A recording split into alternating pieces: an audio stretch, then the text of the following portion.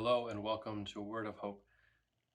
Now, you're probably aware that in the history of the church, the most read book is the Bible. But the second most read book in the history of the church is The Imitation of Christ by Thomas à Kempis.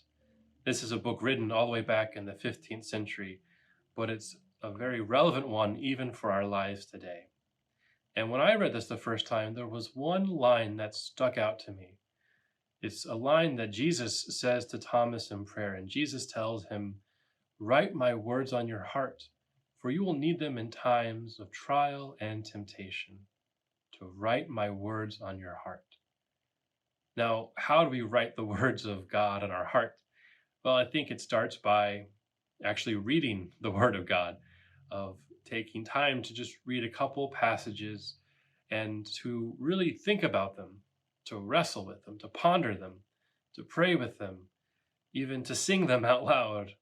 And by doing this, we begin to internalize it. We begin to make it not just something that we think about, but something that affects our life. Now, the second phase is to put these words into action. Now, we put the words of Christ into action by living our faith, by showing compassion and patience, humility, by really striving to love others, to love God.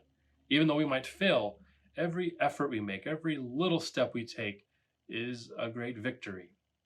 And when we do this, when we read the Word of God, when we internalize it, when we put into action, we begin to write it on our hearts. And what happens then is the Word of God begins to transform us. The Word of God begins to be a source of strength, a source of hope. The Word of God begins to rise into our minds without us even thinking it.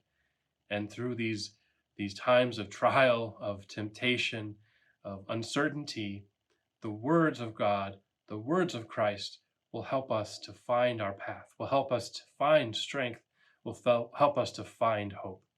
So let us write the Word of God in our hearts. Let us put them into action today, and let us all be imitators of Christ.